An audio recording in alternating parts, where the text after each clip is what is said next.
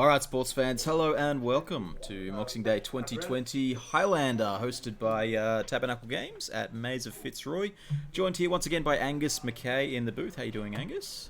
Good afternoon, everyone, and welcome. We finally sorted ourselves out, albeit a little bit different to what we originally had planned with the streaming.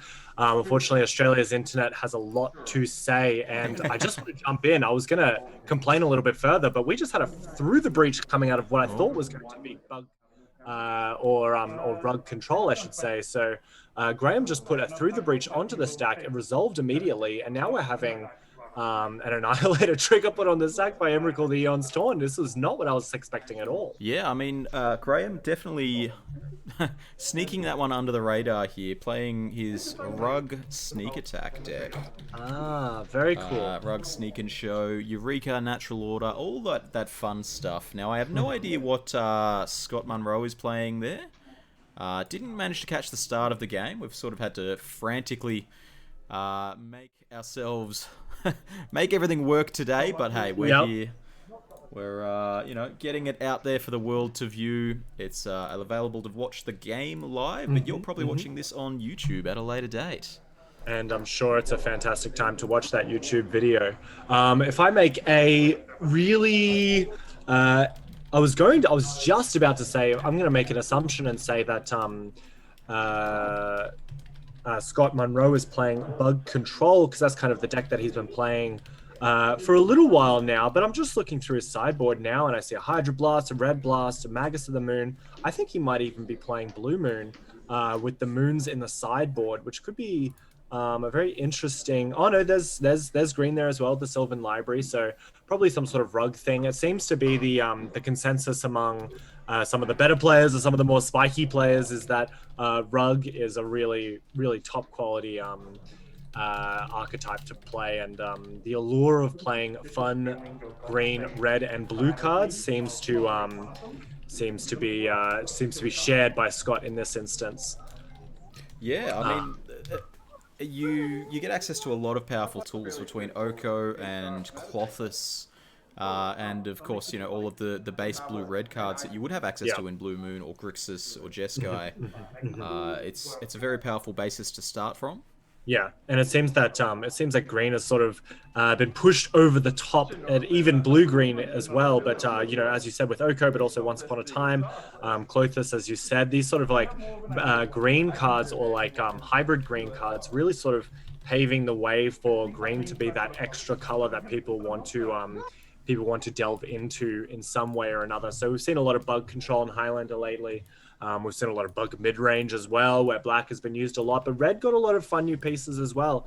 I mean, we see Scott palming past a Bone Crusher Giant, and of course, Lightning Bolt, Fire Ice. I saw a Royal Scions in there as well as a Magmatic Sinkhole, Direfleet Daredevil. These are all cards that have come out relatively recently. I mean, of course, Direfleet Daredevil being a little bit later on the, a little bit older on the scale, but still can be called a new card for sure. And these are the things that sort of, it seems to have been the reason why people are sort of gravitating towards rug over any other blue-green options as well. Yeah, look, there's definitely a choice to be made between, on each of your colors. You're choosing to start off with blue if that's how you feel.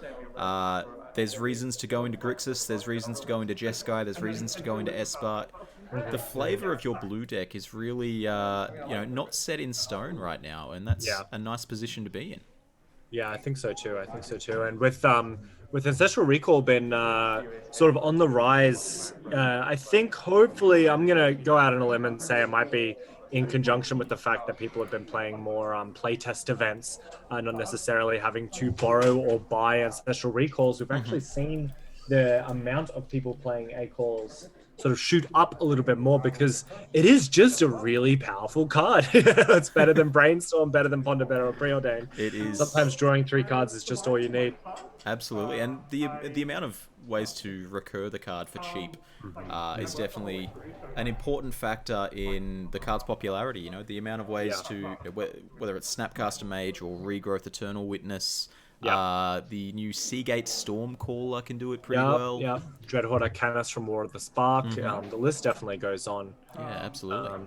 Going into the games now, we see Just a couple of lands. This is, I mean, the Triomes have turned Highlander into a little bit of a slower format as well, because you're like okay to play a tapped land on turn one, which is actually just not really heard of in Highlander in quite some time. You know, people are really wanting those lands to come in untapped as soon as possible. And since the Triomes have come in, a lot of people are now opting for a little bit of a slower game plan, possibly playing stronger 2 drops and 3 drops, just so they can accommodate that turn Yeah. one tapped land. As well as more colours, perhaps. Yeah, yeah, yeah. Exactly, exactly. It makes that extra splash on that fourth color just a little bit easier. So that looks like we've seen a sideboard card out of Graham here already. A very popular carpet of flowers, something that's actually been a mainstay in Highlander sideboards for quite some time.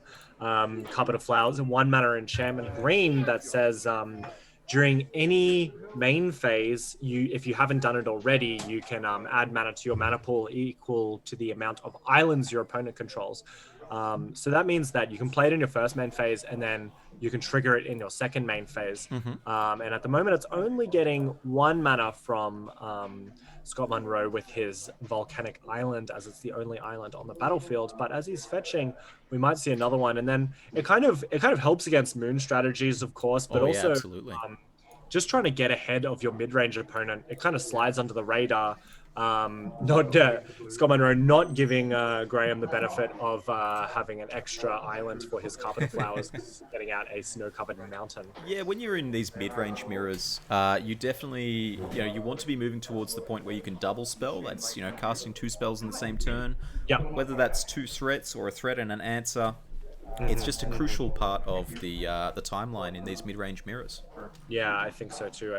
We see Tarmogoyf coming in, a very nice altered future side Tarmogoyf coming in as a 2/3, dunking in after that bolt just goes straight to the face.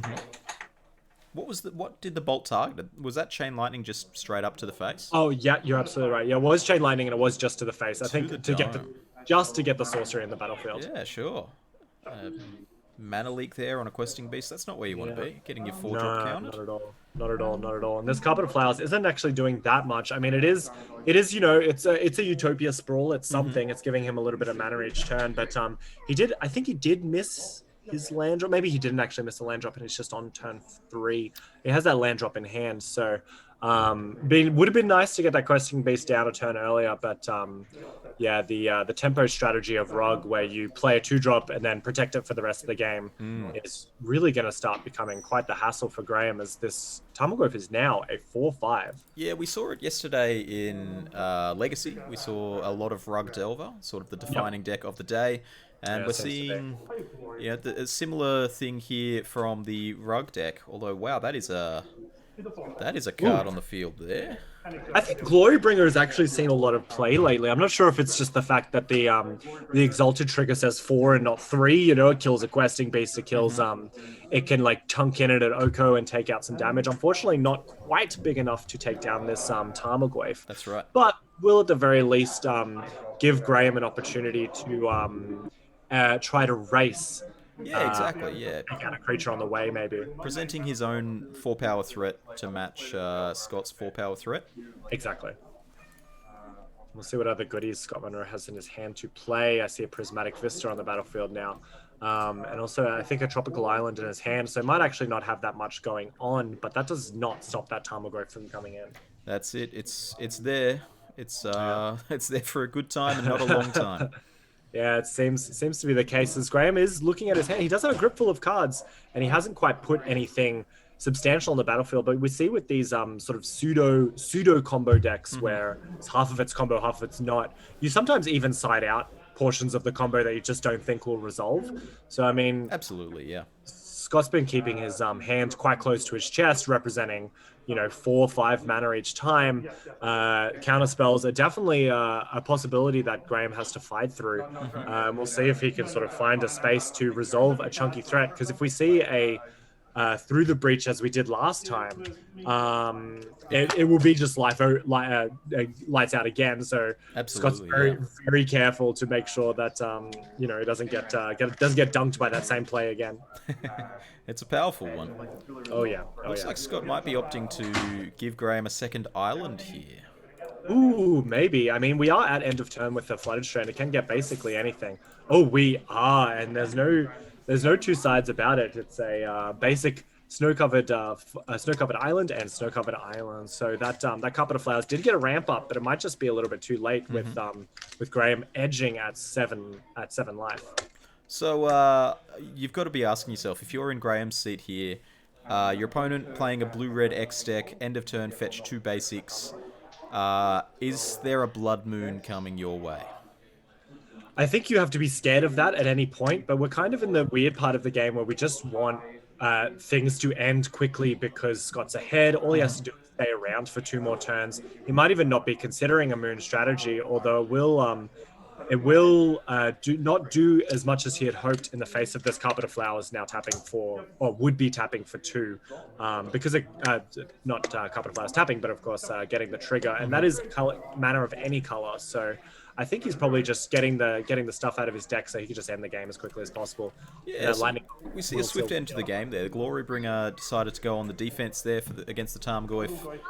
It ate a magmatic sinkhole, and then Graham ate a lightning bolt. Oh yeah, and I felt like we saw that coming from a mile away as the seven being the scary number when you have a 4-powered Tarmogoyf and your opponent's playing red. It kind of gives you a bit of a scare.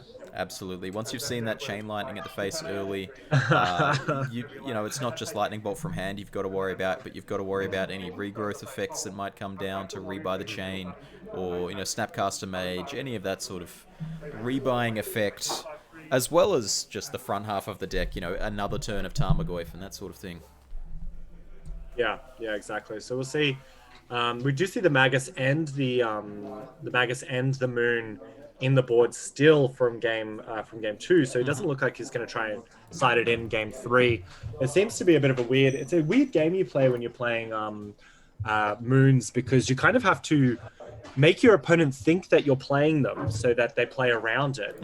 But you also be able to dunk them if they don't play around it. So you kind of want it in your sideboard when your opponent's playing, when you're playing into it, and you don't want it in your sideboard. You want it in your sideboard when your opponent. Very true. There's sort of this leveling game where, did I board in Moon? Did I board it out for the next game? Where are we sitting right now? Yeah, exactly right. And we'll see if Graham does. So Scott did put the scare on him. He said, island, mountain, forest. Like, he was really geared up to, prep himself for a moon. I wonder if that changes Graham's game plan in going into game 3. I think that might have been intentional. That might have been Scott saying, look, I've got the win here with this sinkhole and this lightning bolt in hand. Let's see if there's any mind games we can play here. That's right. Much easier to start playing those mind games when you've locked the game up with a unremovable Tarmogoyf and a swift burn to the face. Very true. So Moxing Day 2020, we're here at Maze of Fitzroy. 29 players for 7-point Highlander. Pretty exciting, pretty good turnout. We had 27 yesterday for Legacy, 29 today for Highlander. Excellent. People really gearing up to play some live events after such a long year of not being able to play any face-to-face events. It's nice to see some players across from the table from each other, even if they are wearing masks, which is of course the store's policy. And I think things the Melbourneites specifically are very okay to adhere to after being in lockdown for what seemed like quite a long time. Yeah, I mean, if the option is to play games wearing a mask or not play games, I know where I'm sitting. I think so too. Both of these players taking a mulligan to 6. Masks even required in the commentary booth if I'm sitting with somebody. If I can't maintain distance from people, I need to be wearing a mask. But the good news is my co-commentator today is some 500 kilometers away from me. Exactly. The social distancing is real in this particular commentary booth. That's right. Very happy to be involved, and we've been doing. You and I have been doing a little bit of events here and there with portable webcams, which has been very good. Of course, it's nice to do that. But Moxing Day it's been going on for quite some time, if I'm not mistaken. I believe it started in 2015. So Tabernacle Games ran it as their 1-year anniversary of opening their first store. Wonderful. They then have moved to a new location, closed the first location, and opened a second consecutive location. So they've now got Maze of Fitzroy and Temple Arden. Of course, all of their store names being plays on Magic cards. Their first one was the Tabernacle at Ascot Vale. Yep, that's right. Oh So no, I I said forgot to that. bring the trophy. I was going to have the trophy in the booth. Well, that would have been very good for you to have that trophy. So it looks like Graham's kept a 6, and Scott's deciding here on his 5. Ooh. I guess having an A call is kind of like having a 7 card hand if you mulligan to 5. Yeah, I mean, if Graham doesn't have some sort of 0 mana disruption here, this Ancestral Recall sitting in Scott's hand can very much undo the damage that the mulligan has done. Although he's not even casting it on the first turn, he's just going with the Hex Drinker instead. I think he might have a Triumph in hand, which is stopping him from playing it on turn 1. But Sure. perhaps he thinks that he has a little bit of time. He wants to level up this Hex Drinker. Just try and get in as early as possible. Keep true to the tempo sense, you know? Yeah, sure. And there's no rush on the Ancestral. If you have things to do, investing mana in Hex Drinker, for example, why spend your early mana on getting cards that you still can't play if having 7 cards, you can still only take the same number of game actions as you would have before. Yeah, exactly. And we'll see a preordain coming out of Graham's side, or rather the Hex Drinker. So that must not be a... he's not in a good situation. He does need that blue mana. I thought he had a Triumph in hand, but he hadn't played it. He just leveled up his Hex Drinker, so he's trying to hoping for a blue land to get him out of this A-call hole where he has to look at the A-call and not cast it. Look, I mean, if you're going to be stuck not being able to cast things, having an Ancestral when you do manage to get out of it is about as good as you could ask. No but, doubt. I mean, on a mulligan to 5, you can't really argue with having a Ancestral Recall. Even if even if you don't have the mana to cast it, are you really going to take a mulligan to 4, which may not even be better? Yeah, it makes it really difficult. I mean, Graham's just doing his thing. He's playing a 3-drop on turn 4. He's sort of working his way through it. Scott's still stuck. I see an Uro in his hand, a Spell Pierce, an A-Call, and another card, but it does mean that his hand is really stacked, hoping that this Noble Hierarch can make it through next time. Fingers crossed. And we saw Graham did have some interaction there. He had a Bone Crusher Giant, which took out the Hex Drinker, which, felt good at the time, but it may not be the right choice now that this Noble Hierarch unlocks the Ancestral Recall. And then we see him following it up with a Hex Drinker of his own, immediately leveled up to 3. So we've got the first level up ability on that already. It's got protection from instants. Yeah, and as a 4/4 as well, it's nothing to sneeze at. So we won't see Scott aiming that Ancestral Recall at Hex Drinker. It does have protection from it. That's exactly right. Targets himself. I saw a Scalded Tarn. Yeah. So We'll maybe see if it's enough. I mean, Bone Crusher coming in is going to cause a lot of pain. He can fetch this, and I think he has the ability to hold up a Spell Pierce if he so chooses to. But it might just be a situation where he has to, if he has a threat, to put it down now and hopefully lead up next turn with this questing beast. It might help him a little bit, but he is really, really, really behind. And what is a sort of really tight mid-range mirror, or tempo mirror, I should say. Yeah, and being in this position where you're under life total pressure, Bone Crusher Giant is a really bad card to be playing against. It does have that punishing ability. If you target it with a spell, it deals 2 damage to you. So even if Scott manages to find a Lightning Bolt, a Chain Lightning, a Magmatic Sinkhole, if he uses that to get rid of the Bone Crusher Giant, he's still going to take 2 on the way out. So it's a bit of a bind that he's in. He really needs to find a way to trade with that Bone Crusher rather than removing it via instant. And we'll see. Delver it's a Delver of Secrets, if I'm not mistaken. Yeah, our beloved human wizard. Better on turn 1, less good on turn 7. But it does block the Bone Crusher. If he's trying to stay alive for as long as possible, he can try. But this Hex Drink is going to be a big one. Looks like Graham's just opting to go straight up to the 6/6 protection from everything. So we've got a little Progenitus on our hands here. As good as Delver of Secrets is, a 6/6 with protection from everything, that's a really fast clock. There's not much you can do in Rug to beat this clock. Yes. See the players trying to find a way to represent its level up. And we have, I mean, there's edict effects. You might be able to. I think that's basically it at this point, right? I mean, I was about to say Golgari Charm because I'm in True Name Nemesis mode, but that doesn't work either. Yeah, I mean, it works against a 2/1 Hex Drinker, but That's definitely true. not against this 6/6. So unless we Absolutely. see a snow-covered something into an astrolabe into a dead of winter, or maybe even a toxic deluge, I should say. Yeah, It that's right. seems like that hex string is probably going to stay around for quite some time. So we see And that Scott time, there go did on. put his Delver of Secrets in the way of the Bone Crusher Giant just to keep himself above 6 life. You know, that 6 life is an important breakpoint where if you go below that, that Hex Drinker's got your number. Yeah, I think so too. And I mean, the Uro will help. I mean, gaining 3 life makes it a 2-turn. No, it still makes it a 2-turn clock unless if presuming that Scott can block the punishing the Bone Crusher Giant. But yeah, it seems to be we almost went for a handshake, and COVID restrictions say maybe a fist bump is better. Absolutely. Look, we're going to bring it back into the booth here. Sign off on round 2, and then I might see if I can drag somebody into the booth. If this button will do its thing. Here we are. Here we are in the booth. That was a pretty fast series of games. 3 really different games. The first game, you know, a very quick combo finish. Game 2 was drawn out, and the dedicated mid-range deck just sort of pulled ahead with the early burn. And then game 3 was just defined by one player having access to mana and the other not.